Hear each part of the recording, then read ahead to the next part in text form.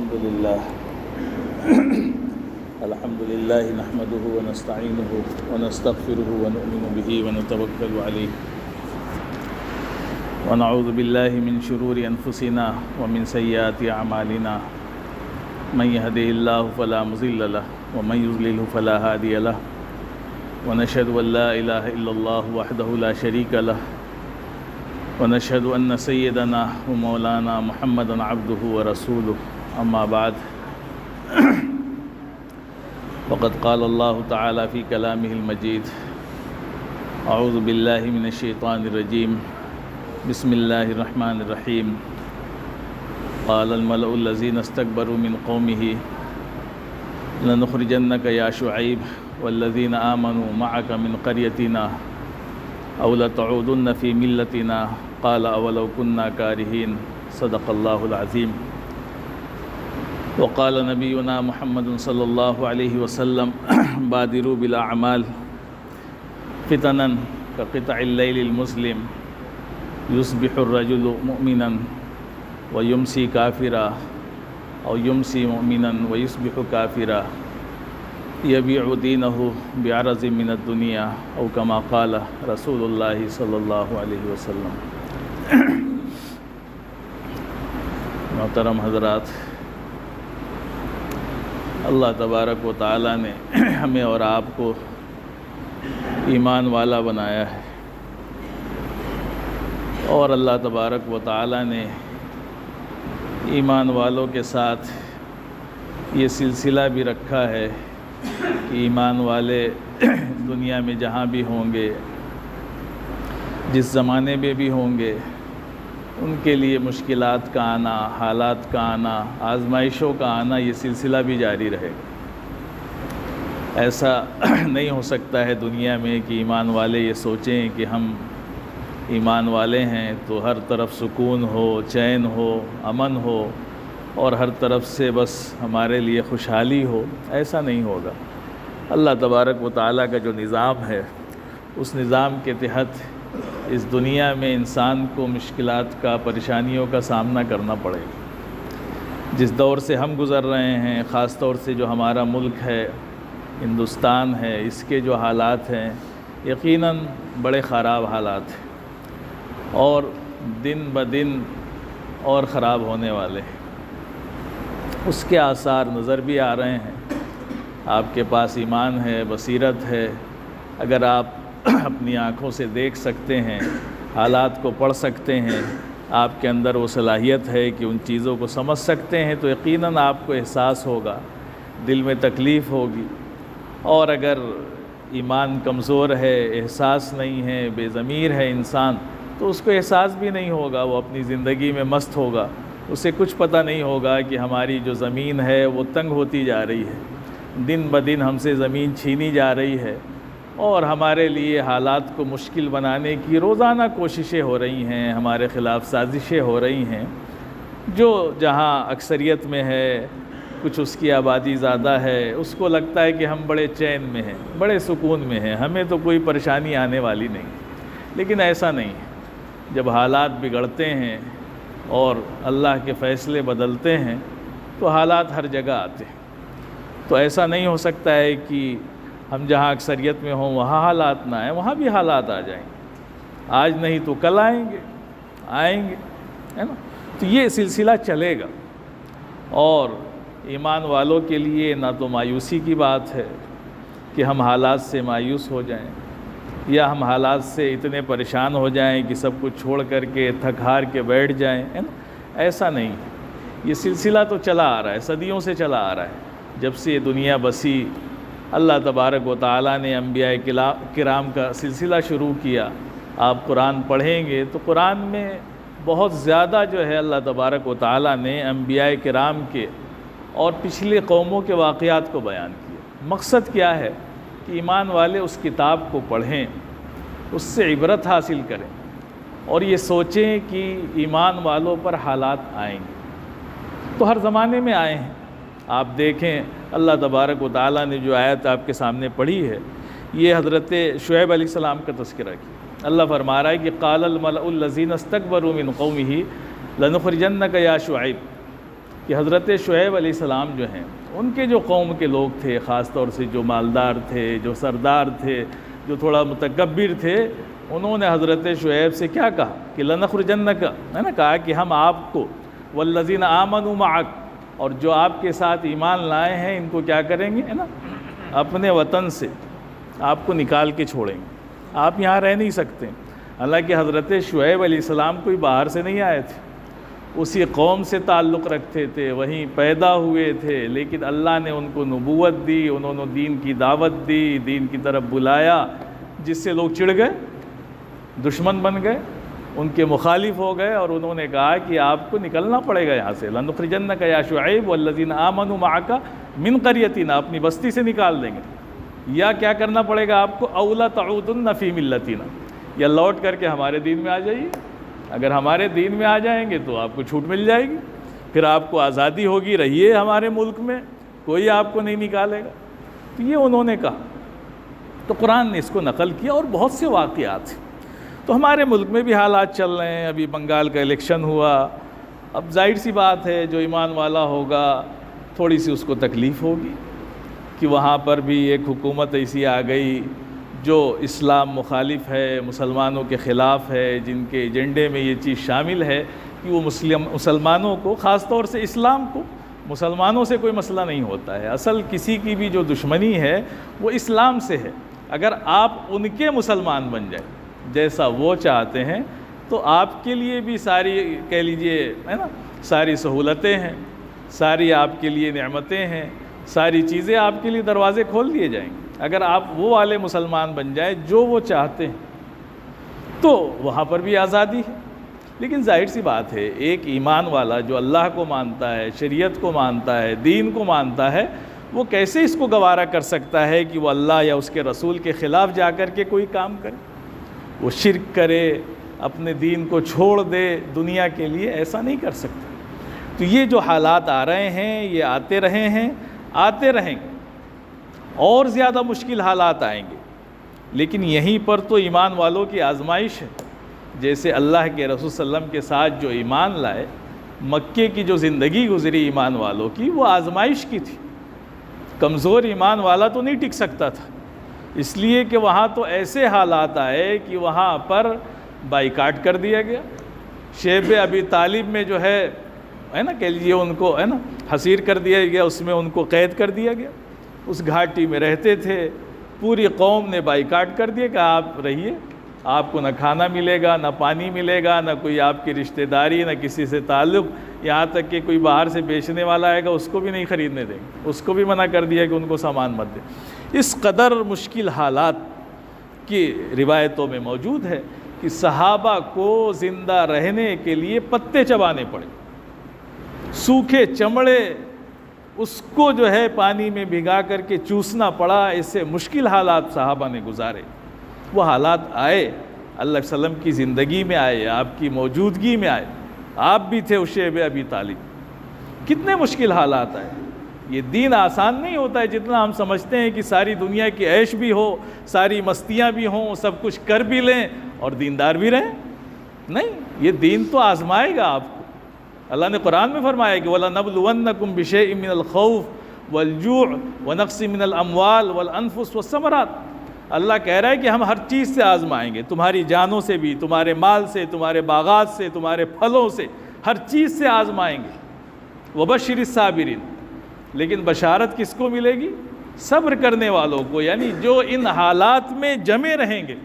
مال کا نقصان ہوا، دین کے لیے برداشت کر لیں گے، جان کا نقصان ہوا، دین کے لیے برداشت کر لیں گے، جو بھی جانی مالی دنیا کا جو بھی نقصان ہوگا ہم سب کچھ برداشت کر لیں گے، لیکن دین کو نہیں چھوڑ سکتے ہیں۔ ایمان ہمارا کوئی نہیں چھین سکتا ہے، ایمان کے لیے ہماری جان قربان ہو سکتی ہے۔ یہی اللہ کے نبی صلی اللہ علیہ وسلم نے صحابہ کو تعلیم دی تھی، اور اسی پر صحابہ نے جم کر کے دکھایا کہ ایک ادنا صحابی، ایک غلام ہے حضرت بلال حبشی، ایمان میں داخل ہو گئے تو اس کا جو سردار تھا ابو جہل، اس نے ساری کوششیں کر لیں کہ ان کو ایمان سے ہٹا دے۔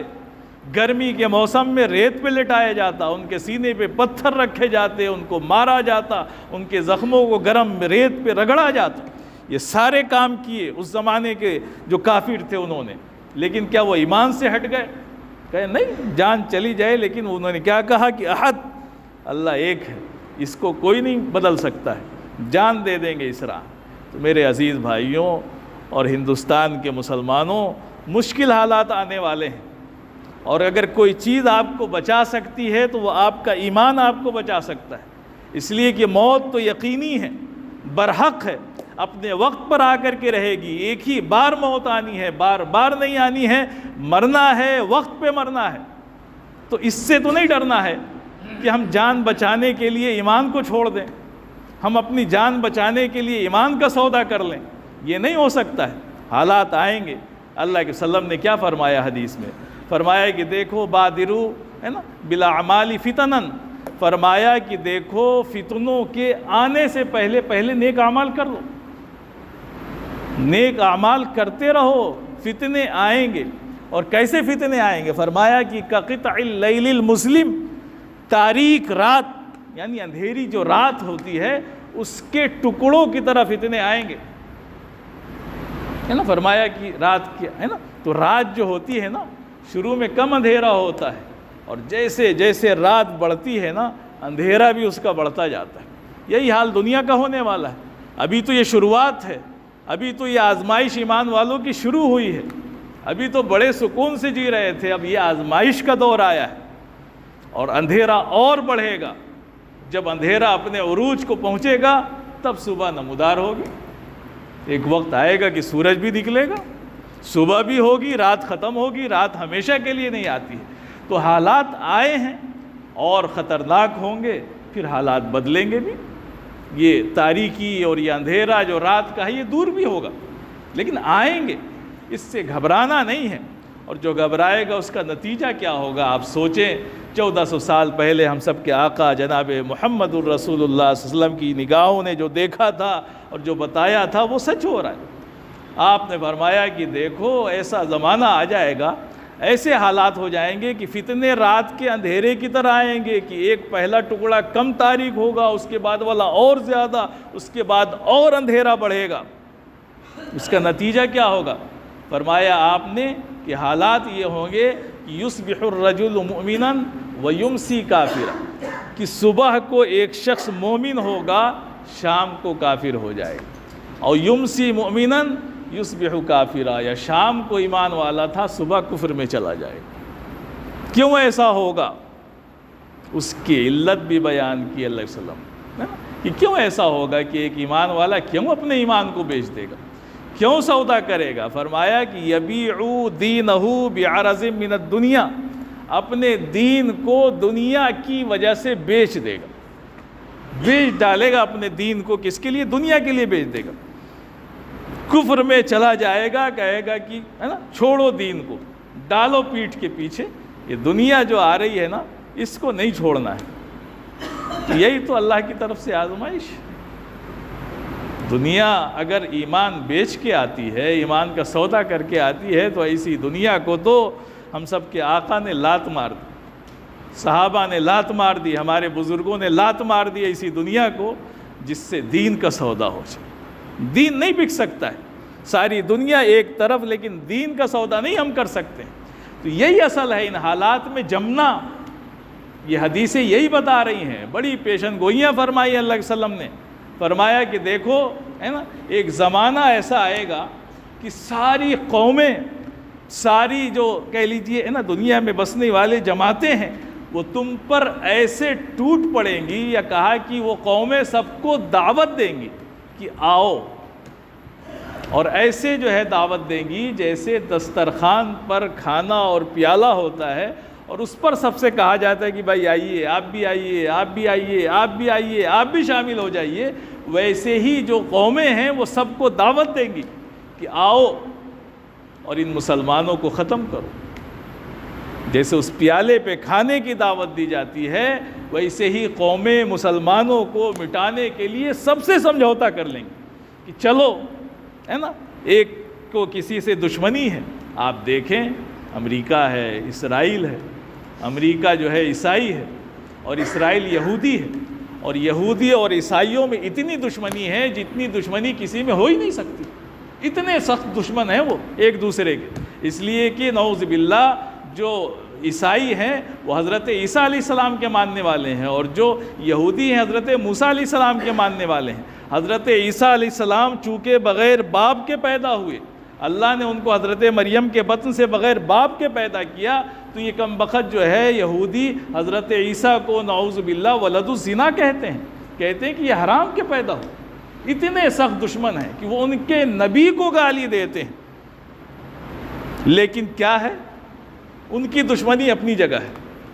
انہوں نے اسلام کو جب تک مٹ نہ جائے تب تک کے لیے سمجھوتا کر لیا۔ ساری مدد اسرائیل یعنی یہودیوں کی عیسائی کر رہے ہیں کہ اپنی لڑائی تو بعد میں لڑ لیں گے، ہمارے مسئلے بعد میں ہوں گے، لیکن پہلے ان سے لڑ لیں۔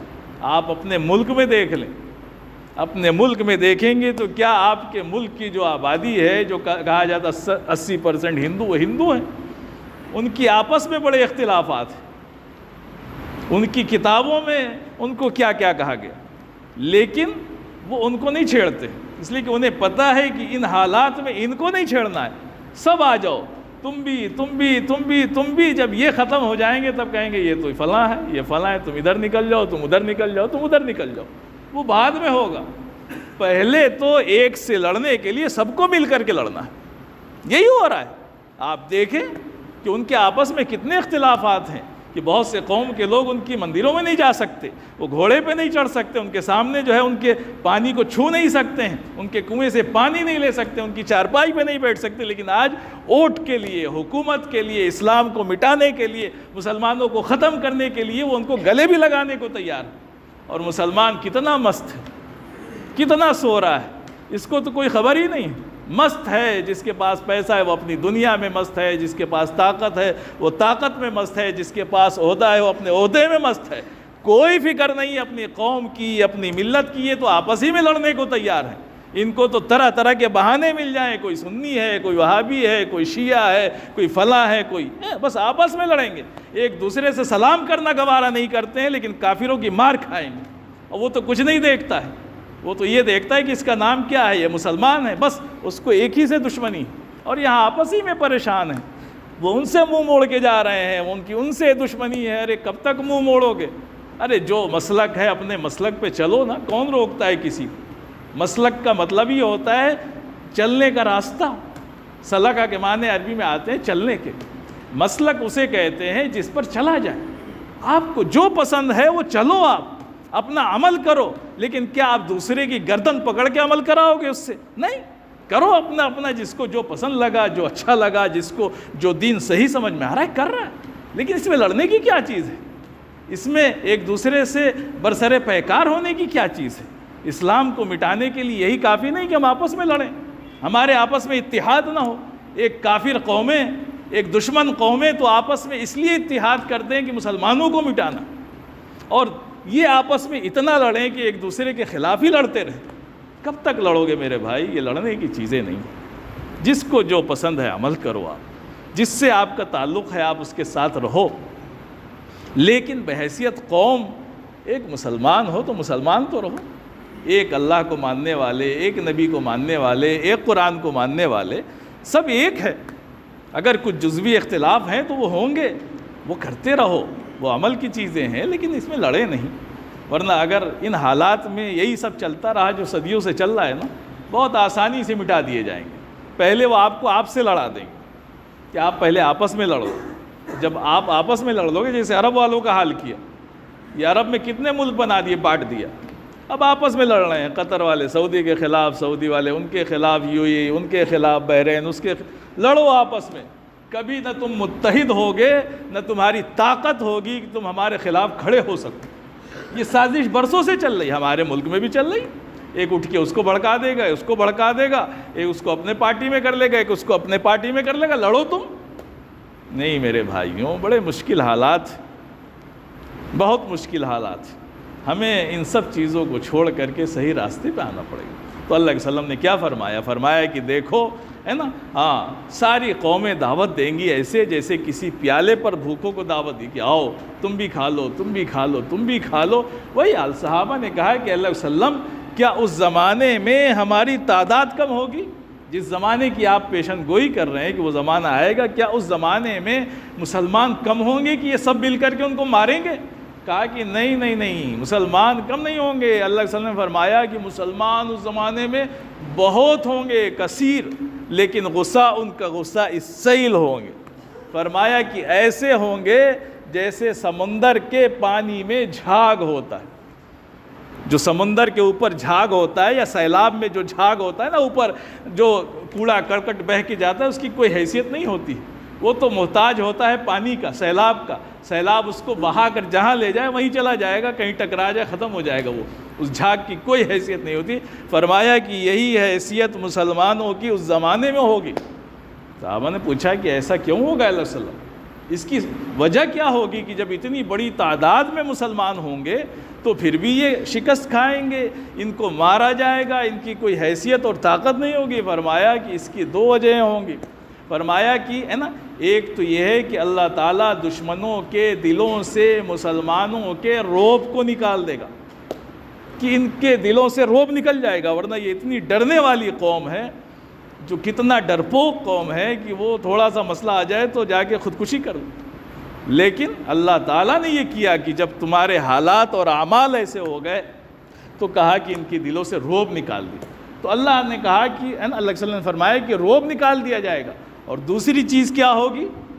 فرمایا کہ وہن پیدا ہو جائے گا، ان کے اندر کیا ہوگا؟ وہن۔ صحابہ نے پوچھا کہ رسول اللہ یہ وہن کیا ہے؟ فرمایا کہ وہن ہے حب الدنیا کراہیت الموت۔ دو چیز امت میں پیدا ہو جائے گی، ایک تو دنیا کی محبت اور دوسرے موت سے کراہیت۔ آج دیکھ لیں سارے مسائل تو اسی کے ہیں، موت کا تذکرہ تو بعد میں کیجیے، اصل جڑ تو ہے نا کیا ہے؟ الدنیا رأس کل خطیہ، یہ دنیا تو ہر برائی کی جڑ ہے۔ اس دنیا کے لیے انسان ایمان بیچنے کو تیار، جھوٹ بولنے کو تیار، رشوت لینے کو تیار، خیانت کرنے کو تیار، کسی کا قتل کرنے کو تیار، کیس جھوٹا کرنے کو تیار، کیا نہیں کرنے کو تیار۔ کس کے لیے کر رہا ہے یہ سب؟ دنیا کے لیے کر رہا ہے۔ حالانکہ دنیا کا صحیح استعمال کرتا تو کیا ہوتا؟ ربنا آتنا فی الدنیا حسنہ وفی الآخرۃ حسنہ، یہی دنیا اچھی بن جاتی۔ لیکن غلط محبت تو اللہ اور اس کے رسول کی ہونی چاہیے، ایمان کی ہونی چاہیے، اس سے زیادہ محبت تو کسی کی ہو ہی نہیں سکتی ہے۔ ایمان کے راستے میں دنیا آ سکتی ہے اور آئے گی تو یہی ہوگا جو ہو رہا ہے۔ آج ہم ایمان کا سودا کر سکتے ہیں، دنیا کو نہیں چھوڑ سکتے، اپنی اچھی گاڑی، اپنے عیش، اپنے عشرت کو نہیں چھوڑ سکتے ہیں، دنیا کے لیے ایمان کو چھوڑ سکتے ہیں، دین کو چھوڑ سکتے ہیں، اپنے نبی کی سنتوں کو چھوڑ سکتے ہیں، اپنے نبی کی تعلیمات کو چھوڑ سکتے ہیں۔ تو حالات نہیں آئیں گے، اور کراہیت الموت تو ہے ہی ہے۔ صحابہ کے زمانے میں کیا حالت تھی، موت سے ایسی محبت کہ کسی کو اتنی محبت شراب سے نہ ہو، اتنی محبت۔ ایک صحابی ہیں، جنگ کا موقع ہے، اللہ علیہ وسلم سے پوچھا ہے کہ اللہ علیہ وسلم یہ جو جنگ چل رہی ہے اگر میں اس میں شہید ہو جاؤں تو مجھے کیا ملے گا؟ آپ نے فرمایا کہ جنت، ہاتھوں میں کھجوریں ہیں، کھا رہے ہیں، اٹھا کے پھینک دی۔ کہا کہ یہ کھجوریں کھائیں گے تو دیر ہو جائے گی، جا کے کود پڑے اور شہید ہو گئے۔ اتنا گوارا نہیں کیا کہ کھجوریں تو کھا لیں۔ ایسی جنت کی خواہش اور موت کی محبت کہ جب تیر لگتا تھا صحابہ کو تو یہاں تو ہمیں اگر گولی لگے تو کیا حال ہوگا، وہاں کیا کہتے تھے صحابہ؟ کہتے تھے فزت ورب الکعبہ، کہ رب کعبہ کی قسم میں کامیاب ہوں۔ یہ صفت اللہ کے وسلم نے ان کے اندر پیدا کی، صحابہ کے اندر دنیا کی کراہیت اور موت کی محبت جو ہمارے اندر الٹا ہو گیا، انہوں نے دنیا کو فتح کیا ہے نا۔ ایران ہے، سپر پاور ہے اس زمانے میں، ایک ادنا سے صحابی حضرت ربعی بن عامر نکلے، ایک خچر پہ بیٹھے ہیں، تلوار ٹوٹی ہے، کپڑے پھٹے ہیں، گھستے چلے گئے، اس کی قالین بھی پھاڑتے ہوئے چلے گئے، اور جا کے بادشاہ کے سامنے کھڑے ہو گئے، آنکھوں سے آنکھیں ملا کر کے بات کی۔ کیوں آئے ہو؟ کہا اللہ ابتعثنا لنخرج من شاء من عبادت العباد الى عبادت اللہ وحدہ ومن ضیق الدنیا الى سعتها، کہا کہ ہم اس لیے آئے ہیں کہ تم کو کیا کریں، ہے نا، فرمایا کہ اللہم ابتعثنا، اللہ نے ہمیں بھیجا لنخرج من عبادت العباد، تاکہ بندوں کی عبادت اور پوجا سے نکال کر کے تم کو ایک اللہ کی بندگی کی طرف لے جائیں، اور یہ جو تم دنیا کی تنگیوں میں پھنسے ہو اس سے دنیا کی وسعت میں تمہیں لے جائیں، اس لیے آئے۔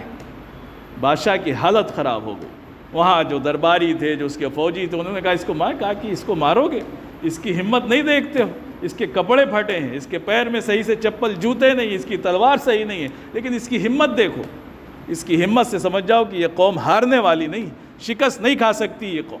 تو میرے عزیز بھائیوں، ہم دنیا کی محبت کو کم کریں، موت کی محبت پیدا کریں، موت کو یاد کریں، اللہ علیہ وسلم کی تعلیمات کو اپنی زندگی میں لائیں۔ یہ دنیا والے ہمیں نہیں بچا سکتے ہیں، کوئی حکومت ہمیں نہیں بچا سکتی ہے، ہمیں جو کرنا ہے وہ کریں، حالات اللہ ہی لاتا ہے، اللہ ہی حالات بدلے گا، لیکن جو ہم کر سکتے ہیں وہ تو کریں۔ ہم نماز پڑھ سکتے ہیں، کس حکومت نے روکا کہ آپ نماز مت پڑھو؟ کس حکومت نے کہا کہ آپ فجر میں اٹھو نہیں ورنہ ڈنڈے سے ماریں گے؟ کس حکومت نے آپ کے گھر میں پابندی لگا دی کہ آپ تلاوت نہ کرو؟ یہ تو آپ کر سکتے ہو، وہ نہیں کرو گے۔ حکومت کا رونا، حکومت سے پریشانی، رے چھوڑو، کوئی جیتے کوئی ہارے، طے کر لو کہ ہمیں اس سے کوئی مطلب نہیں، ہمیں اپنا کام کرنا ہے، اپنی تجارت، اپنی بزنس، اپنی تعلیم، اپنی قوم پر توجہ دیجئے، چھوڑ دیجئے ان کو، مرے یہ سیاست داں، ہمیں کسی سے کوئی مسئلہ نہیں، کوئی جیت رہا ہے ہار رہا ہے، ہمیں اپنا کام کرنا ہے۔ اگر سدھریں گے، حالات صحیح ہوں گے تو اللہ کی طرف سے فیصلے بھی صحیح ہوں، اور نہیں تو مارے جائیں گے، ایسے ہی مارے جائیں گے، حالات بہتر نہیں ہوں گے۔ تو میرے عزیز بھائیوں، ہمیں آپ کو اصل چیز تو یہی سمجھنی ہے کہ ہم ایمان والے ہیں، اللہ کے رسول کے امتی ہیں، ان کے غلام ہیں۔ اگر وہ صفت ہمارے اندر پیدا ہو جائے تو فرمایا کہ وَلَا تَهِنُوا وَلَا تَحْزَنُوا وَأَنْتُمُ الْأَعْلَوْنَ إِن كُنتُم مُؤْمِنِينَ، ہے نا، اگر ایمان والے ہو تو تم کو بلندی سے اور ترقی سے اور غلبے سے کوئی روک نہیں پائے گا۔ اللہ تبارک و تعالی ہم سب کو کہنے سننے سے زیادہ عمل کی توفیق عطا فرمائے۔